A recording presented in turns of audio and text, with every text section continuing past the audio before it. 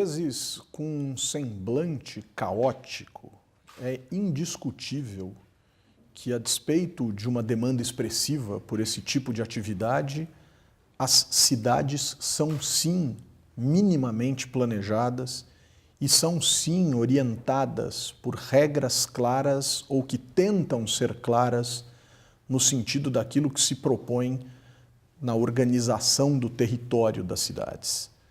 Dentre as várias questões, dentre os vários desafios que surgem nesse sentido, nós temos questões relacionadas a como a cidade produz, como a cidade se movimenta, como a cidade habita e uma série de outras situações. Lacir, você tem a experiência de prefeito, 8 anos como prefeito da cidade de Itapecerica da Serra, na Grande São Paulo, na região metropolitana de São Paulo, e é doutor em arquitetura e urbanismo. Como planejar as cidades, como organizar as cidades e o que existe à nossa disposição, em termos até legais, de instrumentos, etc., para que as cidades tenham um mínimo semblante de organização? Boa pergunta. Um bom desafio, né? Um bom desafio. Em primeiro lugar, eu queria agradecer o convite de poder participar aqui desse encontro, né? Poder abordar e debater esse tema que eu acho que é fundamental, né? Porque não há outra forma de viver a não ser nas cidades. Isso nós estamos vendo já ao longo dos anos, a maior parte da população do mundo vive nas cidades, né? E a cidade é um organismo de permanente construção. Não existe uma cidade pronta e acabada, né? Nós cometemos erros estratégicos no desenvolvimento da cidade e que pagamos caro por isso, né? Um exemplo clássico é que o primeiro projeto de metrô para a cidade de São Paulo é de 1930, promovido pela Light. Entretanto, na época, no momento que nós estávamos vivendo, foram feitas opções pelo plano de avenidas. Deixou-se o metrô de lado. Por que o plano de avenidas? Porque o transporte sobre pneus, ele acompanha o desenvolvimento desordenado da cidade. Enquanto o metrô você tinha uma estrutura mais rígida, né? E que você, necessariamente, você teria que ter um controle maior, né, da expansão urbana. Então, foi uma intervenção e que hoje nós estamos pagando caro por isso. Nós estamos discutindo aqui o que será o futuro das cidades no que se refere ao transporte, né? A locomoção, que essa é estrutural para isso. Mas pensando do lado da gestão pública, independente, eu acho que nós estamos vivendo um momento muito interessante. Primeiro, a maioria dos prefeitos encontraram prefeituras sem recursos, com estruturas administrativas arcaicas, né, que não conseguem responder às novas necessidades da cidade contemporânea, né? Entretanto, aqui no Brasil, nós temos um arcabouço legal que permite que, mesmo tendo uma administração que não responda à realidade, né, pautada muitas vezes pela corrupção, mas sobretudo pelo descrédito, você consiga organizar o território. Você tem o Estatuto da Cidade, que tem instrumentos muito interessantes. Entretanto, desde que foi promulgado até hoje, ela não teve consequências na cidade, né? Seria até um trabalho muito interessante alguém defender um doutorado para ver qual o resultado do Estatuto da Cidade para a melhoria do meio urbano, seja onde for, né? Isso se dá fundamentalmente pela vontade política. O planejamento ele se dá pela vontade política, né? Porque grande parte do que você prevê no planejamento não dará resultado na sua gestão. Você faz um planejamento para 10, né, 5, 10 anos. E aí as pessoas falam, mas tem um plano diretor e eu não vi alteração na cidade, né? A despeito do dinamismo do crescimento, esse planejamento ele vai ter resultado daqui a anos. Talvez nem você, como gestor, vá se beneficiar disso. Agora, esse é o principal problema. É a falta de vontade política de você promover um sistema de planejamento e seja seguido. Grande parte das peças, dos planos diretores das nossas cidades, né, são peças legais para efeito de cumprimento da legislação, para obtenção de recursos, porque se você não tiver um plano diretor, você não consegue financiamento para uma série de obras e uma série de atividades na cidade, e é para isso. Ela não traz consequência, nem positiva nem negativa. E via de regra, quando tenta organizar o uso e ocupação do solo, e tem, sobretudo nas cidades menores, e você tem o interesse de uma grande empresa, de implantação de um empreendimento em que interesse a cidade e tal, você muda o plano diretor. Você manda para cá, muda, e aí você desregulamenta o território. Então, o planejamento, ele é um instrumento, hoje, desacreditado, e que precisaria ser recuperado para que a gente pudesse efetivamente ter a perspectiva de cidades melhores a médio e longo prazo. Laci, se nós pudéssemos dividir esses desafios, né, para o ordenamento do espaço territorial no Brasil entre regiões metropolitanas e pequenos municípios, né, que é o grande contingente, né, no Brasil, mais de 90% dos municípios têm abaixo de 50 mil habitantes, o que você poderia apontar para nós, né? Os desafios que estão postos para as regiões metropolitanas e os desafios que estão postos para os pequenos municípios neste processo. Tem convergência, não tem? São distintos? Eu acho que nós temos um grande problema nas regiões metropolitanas, né? Nós não temos um ente federado que efetivamente possa instituir um procedimento de planejamento regional. Todo o resto é discussão. Olha, vamos discutir tal situação, mesmo o governo do Estado, a União, discutir programas de integração entre municípios, consórcios. Isso tudo são instrumentos paliativos em região metropolitana. O que é uma região metropolitana? Vamos pegar São Paulo como exemplo, tá certo? É uma única cidade dividida em administrações distintas. Você não vê mais a divisa de São Paulo com Guarulhos, de São Paulo com Osasco, de São Paulo com Taboão da Serra, com Embu das Artes. É uma única cidade. Essas cidades, elas tornaram-se periferia da periferia, né? E a maior parte dependem da cidade de São Paulo. E você não tem um programa, um projeto unificado de planejamento, né? Então, é corriqueiro você ver que o zoneamento de certa cidade permite uma área industrial, do outro lado da rua você não permite mais. Isso é comum nas regiões metropolitanas. Então, por meio da Constituição de 88, onde você pegou um município que estruturou o território brasileiro com administrações locais, né? Nós percebemos que a questão metropolitana foi absolutamente desprezada. E hoje nós sentimos falta disso.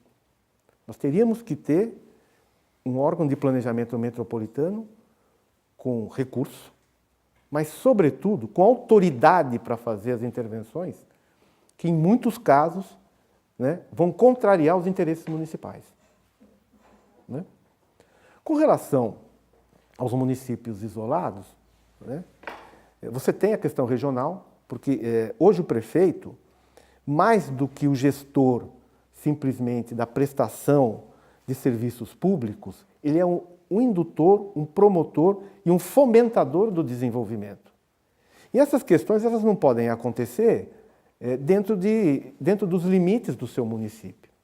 Os municípios eles têm que atuar de forma complementar, né?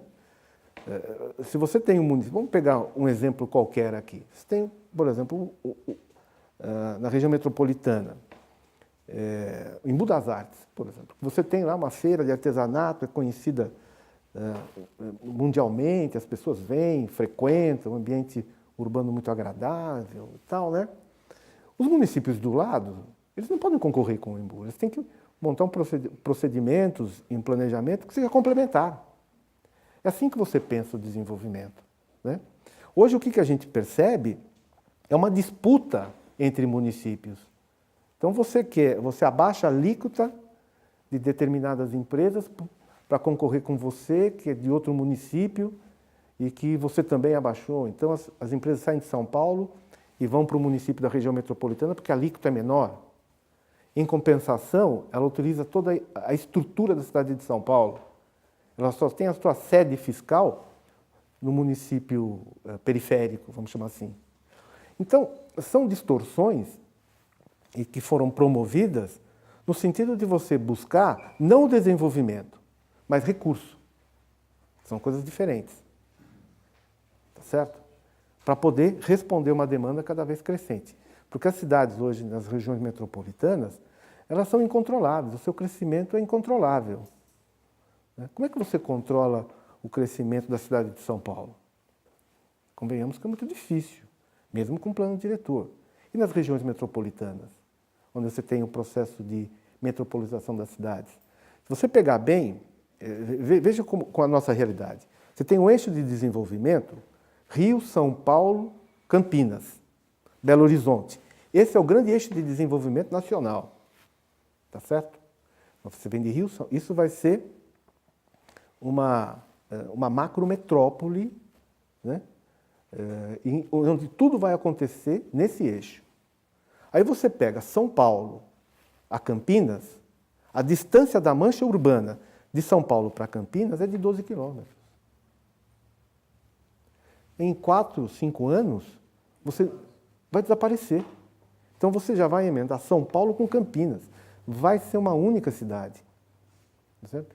E o eixo sentido Belo Horizonte e o Rio de Janeiro, que vai demorar mais um pouco, mas nós percebemos que ali até São José dos Campos, Aparecida, já você tem uma única mancha urbana, né? E como é que você trata isso sem um ente que possa coordenar esse sistema de transporte, de saneamento básico, de abastecimento de água, de lixo? De lixo. Isso tem que ser transformado em questões metropolitanas e regionais. Você não pode deixar...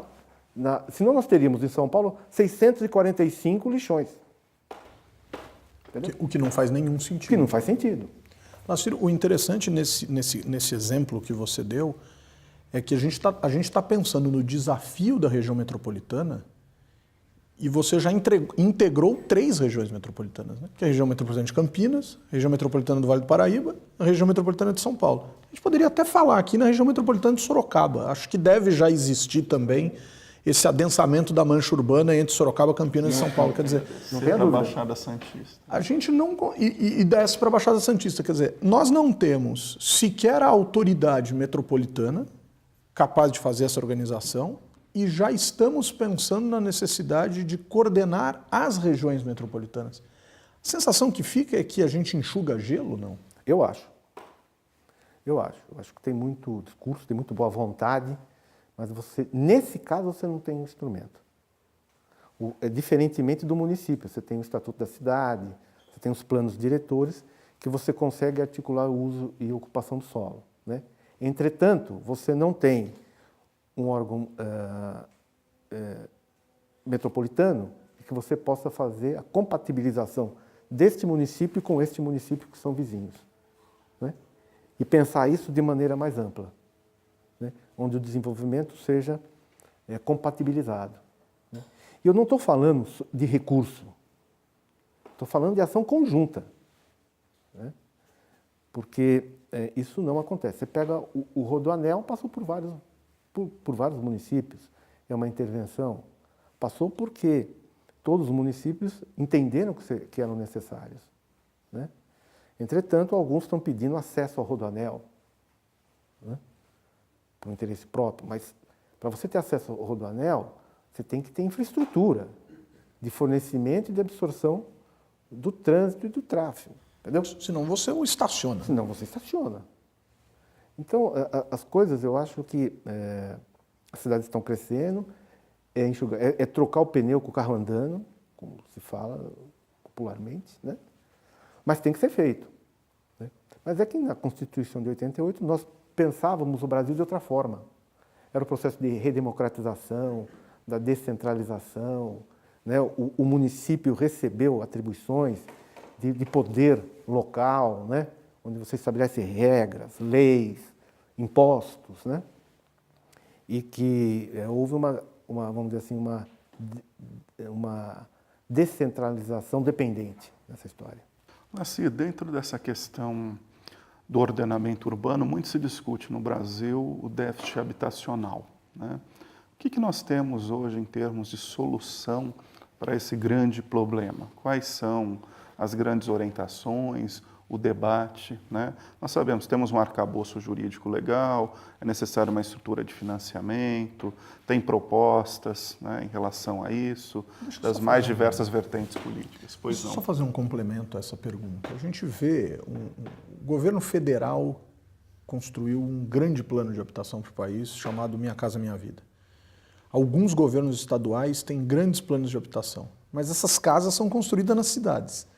Só para tentar para pensar também nessa lógica municipal, né? Quer dizer, você tem um grande plano federal que o governo, inclusive o governo anterior, capitalizou muito eleitoralmente em torno dele. Não estou aqui fazendo nenhuma crítica, é uma observação lógica, né? Quer dizer, capitalizou. Você tem planos estaduais, São Paulo, por exemplo, tem CDHU, questões de Coab, um monte de nomes que foram dados para isso, mas o sujeito vai morar lá no município. Onde está a prefeitura nessa história?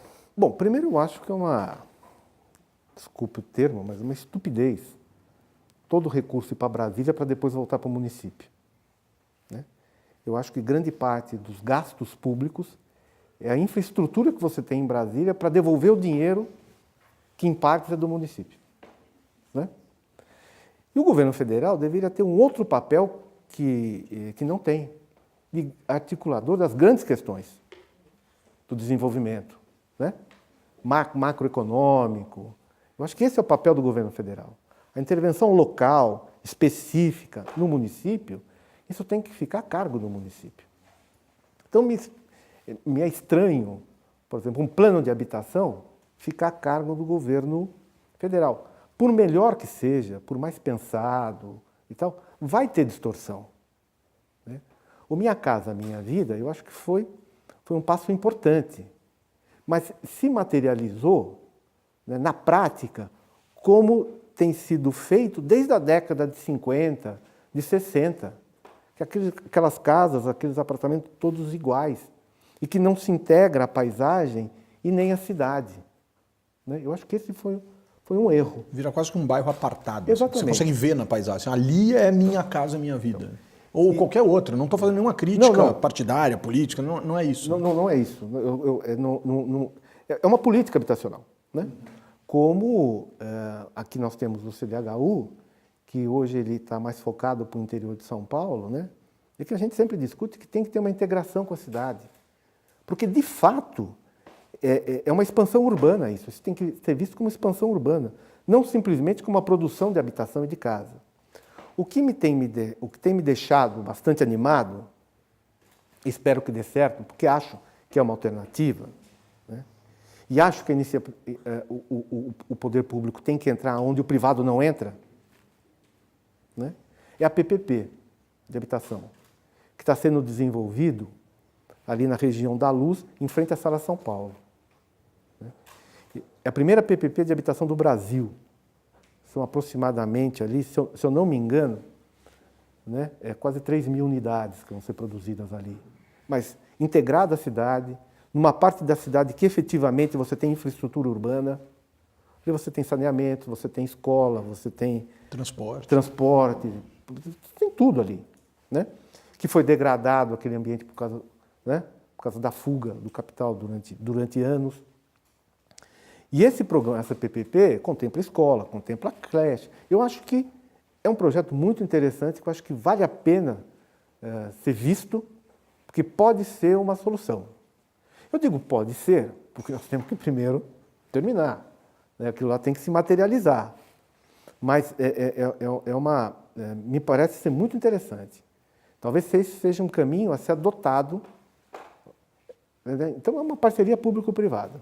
Nassir, no que diz respeito a essa ideia de construção de verdadeiros bairros, né, em políticas de habitação, que por vezes até ficam caracterizados mesmo no mapa das cidades, né? Você tem cidades no Brasil que tem lá o nome da companhia de habitação que está fazendo, CDH1, CDH12, não sei o que, 1, 2, 3, enfim. A sensação que fica é que sempre você está expulsando as pessoas do centro da cidade e as levando para as zonas mais radiais, aí, mais periféricas da cidade. Só que quando a gente olha para o centro, por exemplo, como o centro de uma cidade como São Paulo, existe muito espaço vazio, existe muito espaço ocioso, existe muito imóvel que poderia ser ocupado, comprado, vendido. Não falta um pouco de uma tentativa de ocupar os espaços antes de criar novos espaços? Isso você tem que ter, eu acho que, várias instâncias de governo. Então, você tem que ter o governo federal com aporte financeiro, você tem que ter o Estado que possa organizar, mas você tem que ter a participação do município. Essa PPP do centro já tem um primeiro exemplar construído ali na rua São Caetano, teve uma participação importante da prefeitura do governo passado. Era um imóvel municipal que era um estacionamento. Entendeu? Que ela ofertou, entrou como contrapartida para o Estado, e onde foi construído um edifício com 100 e poucas unidades habitacionais. Né? E que foram atendidas famílias ali que moravam embaixo da ponte Estaiadinha, que pegou fogo e tal. Né? Então, foi muito interessante. Você teve efetivamente essa participação da oferta de terrenos públicos. Né? E as outras esferas de governo entraram com cada um teve cada um a sua participação. Por exemplo, no Minha Casa Minha Vida. A minha questão da Minha Casa Minha Vida não é a ideia em si, né? Mas é porque você pega um território como São Paulo, o custo da terra é muito alto. Então, você produzir unidade habitacional a R$76 mil na cidade de São Paulo é muito difícil por causa do valor da terra. Nesse caso, teve uma participação importante do governo federal com o governo estadual. O governo federal entrou com 76 mil por unidade e o governo do estado entrou com 20 mil, a fundo perdido. Então foi para 96 mil. Eu acho que essa foi uma boa solução. O que é que me incomoda? Né? É a localização. Entendeu? Eu acho que é o que você falou, fica um pouco, alguns exemplos ficaram deslocados do centro urbano. Aí você tem um problema de transporte, você tem um problema de creche, né? E a gente não tem outra forma de viver. A gente tem que morar na cidade. É que o investimento indireto é muito maior, né? Você fala, a habitação é mais barata, mas e levar toda a estrutura da cidade? Exatamente. Então, às vezes, você pôr na ponta do lápis, você utilizar um terreno no centro da cidade, o valor final da produção da unidade pode sair mais barato do que você construir numa área muito distante do centro. Isso tem que pôr na ponta do lápis. Por isso que eu acho que a PPP, onde teve a participação da prefeitura, teve a participação do governo do estado e do governo federal, né, independente, que é uma coisa importante, da bandeira partidária de cada governo, porque isso aconteceu no governo passado da prefeitura de São Paulo e do governo federal, né, foi muito interessante. Né? Isso demonstra a responsabilidade e a tentativa de instituir uma nova abordagem para a construção de unidade habitacional de interesse social. Laci, olhando novamente para os municípios menores, e tomando a sua experiência como prefeito, você nos colocou aí uma série de limitações, né? A questão hoje do não acesso aos recursos por parte dos municípios, a centralização, né, no governo federal. O que um prefeito hoje, de fato, pode fazer para melhorar, né, dentro dos instrumentos que ele tem à sua disposição, esse ordenamento urbano territorial e a questão habitacional no pequeno município? A primeira constatação é que essas peças, esses programas de governo no período eleitoral, são peças de ficção. Bom, né? São inexequíveis. seja onde for e seja na cidade que for. Primeira coisa. Primeiro porque não tem recurso, né? O governo federal fica com mais de 60% dos recursos arrecadados, fica em torno de 25% com os estados e o restante é dividido entre o município. E quando outras esferas de governo vão investir no seu município, eles fazem investimento. Então, eles constroem a escola. Mas quem vai ter que manter a escola é você, que é municipal, que é o prefeito. Portanto, né, o custeio da máquina vai corroendo o pouco recurso que você consegue, que você arrecada. Aí você vai falar, mas olha, então nós vamos, se fizer um compartilhamento, como na Alemanha, que é um terço, né? Um terço para o governo federal, um terço para os municípios, e um terço para o governo estadual, nós estaríamos resolvidos. Também não. Porque eu acho que o partilhamento dos recursos, né, no atual estágio de desenvolvimento nacional, por si só não resolve. Ele tem que ter um partilhamento subsidiário. E por que subsidiário? Porque você tem municípios hoje muito ricos, e que se você fizer o partilhamento igualitário, ele vai ser mais rico. Sejam por diversas questões. Ele pode ter royalties, pode ter alguma intervenção da Petrobras, né? Pode ter um lugar muito atrativo, enfim. E você tem municípios do lado, que são municípios dormitório, né? E que ficam cada vez mais pobres. Você pega os municípios em área de proteção de mananciais, por exemplo, na Grande São Paulo, né? Você tem uma legislação que tem fundamentalmente o objetivo de preservar o manancial para abastecer a cidade de São Paulo e a região metropolitana. Entretanto, essa legislação ela tem uma rigidez de tal ordem que você desvaloriza o valor da terra. Você desvalorizando o valor da terra, você dá margem à ocupação desordenada, né? Inclusive promovido pelos próprios proprietários, né? Então, como que ficam esses municípios? O município do lado, que não preserva nada, ele tem lá uma série de investimentos em comércio, indústria, empresas, né? Ele tem uma linha de desenvolvimento autônoma e você não. Mas é você que preserva. A água que ele está bebendo. Os municípios da franja da região metropolitana são prejudicados, então. Exatamente. Itapecerica passa por isso, né? Itapecerica, Embu-Guaçu, Jequitiba, São Lourenço, Mariporã, e assim vai. São vários municípios.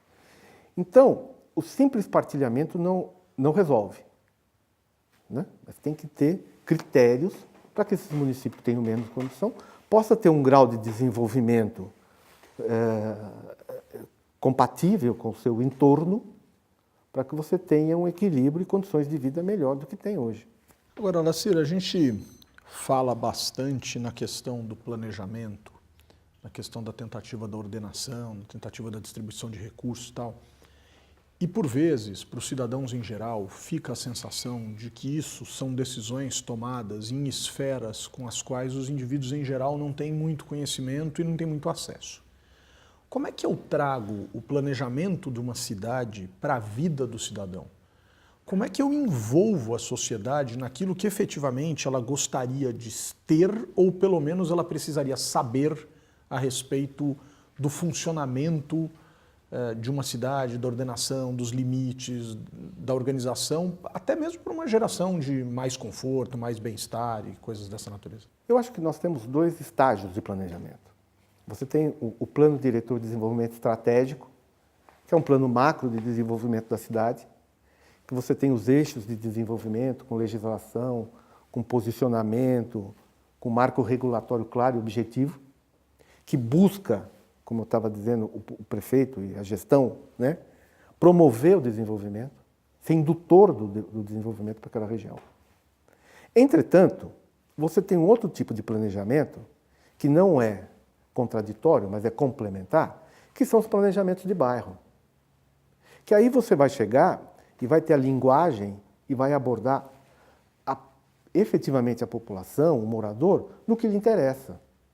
É ali que você vai discutir a linha de transporte, É ali que você vai discutir o ponto, a viela, a escola, né? Onde você pode pôr o mercado, onde não pode, as zonas de conforto. E aí você vai descer o planejamento no bairro. E o que é mais interessante, esse tipo de planejamento, inclusive, que quem prega é o professor Cândido Malta, né, que eu concordo absolutamente com ele, você estabelece custo para o bairro. Quanto vai custar para o bairro ficar em ordem? Né? E aí, com esse orçamento feito, né, você consegue promover essas intervenções de forma articulada e dentro da sua capacidade de investimento. Hoje, você apresenta apresentam planos que são inexequíveis, porque você não tem recurso para isso. Né? Eu acho que o planejamento de bairro é o grande instrumento democrático de participação e de integração da comunidade. Por quê? Porque, diferentemente do que se falava do orçamento participativo, você une a técnica, o conhecimento com os interesses locais. Viver em cidades, predominantemente planejar, produzir, habitar, locomover, deslocar, enfim, são os grandes desafios. Lacir Baldusco, Brasil e a USP te agradecem. Obrigado pela entrevista. Muito obrigado, é um prazer. Né? Eu acho que são questões importantes que nós temos que discutir. Eu acho que a universidade, cada vez mais, acho que tem que estar integrada nesse processo, né? Que o Brasil é de todos, né? Que a gente tem que torcer para o sucesso, por mais dificuldades que nós estejamos vivendo, nós temos que torcer pelo sucesso, né, do Brasil, enfim, a gente trabalhar para que os nossos filhos tenham um país melhor do que o que nós estamos vivendo. Né? Estamos à disposição. Obrigado.